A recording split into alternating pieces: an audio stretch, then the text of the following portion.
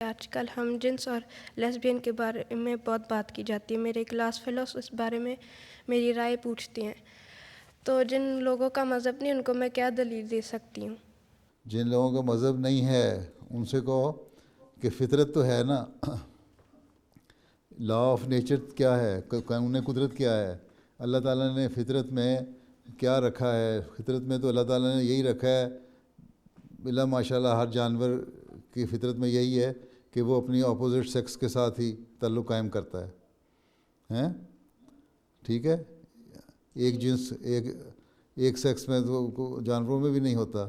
تو جانوروں کی فطرت بھی بتاتی ہے کہ اللہ تعالیٰ نے جو فطرت رکھی ہے انسان کی وہ یہی ہے کہ جو اپوزٹ سیکس ہے اس سے تعلق قائم ہوں.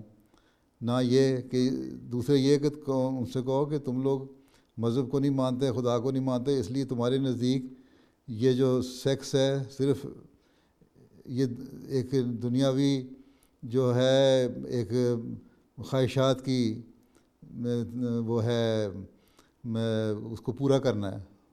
ٹھیک ہے، جبکہ اللہ تعالیٰ نے ہمیں بتایا ہے، ہم مسلمان ہیں، ہمیں بتایا اللہ تعالیٰ نے کہ تمہارا مقصد صرف جانوروں کی طرح کھانا پینا سونا اور جنسی خواہشات کو پورا کرنا نہیں ہے، بلکہ تمہارا مقصد بہت بڑا ہے. اللہ تعالیٰ نے تمہیں دماغ دیا ہے، تم اس کو استعمال کرو، تم اس کو سوچو اور اس کو استعمال کر کے تم دنیا کے فائدے کے لیے کام کرو، انسانوں کے فائدے کے لیے بھی کرو اور دوسری مخلوق کے فائدے کے لیے بھی کرو.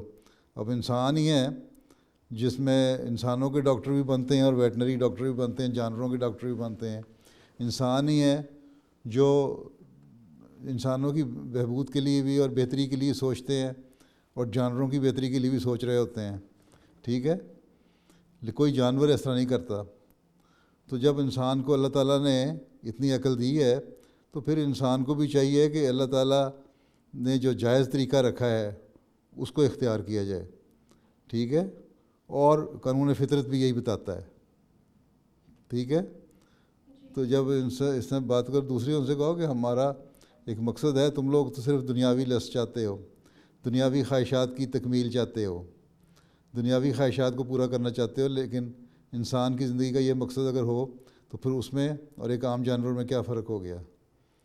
ٹھیک ہے، لیکن وہ عام جانور پھر بھی اپنے جائز اگر یہ پوری کرتا ہے جنسی خواہشات تو وہ ایک وقت میں کرتا ہے اور اپنے اپوزٹ سیکس سے کرتا ہے. اور تم لوگ اچھے اشرف المخلوقات ہو، سب سے بہتر مخلوق ہو اللہ میاں کی، کہ جن کو یہ بھی نہیں پتہ کہ جائز چیز کیا ہے اور ناجائز چیز کیا ہے. تو تم لوگوں کی خواہشات صرف دنیاوی خواہشات ہو گئی ہیں. اب تم نے اگر نہیں ماننا تو نہ مانو، ہم زبردستی تو تمہیں منوا نہیں سکتے. ٹھیک ہے.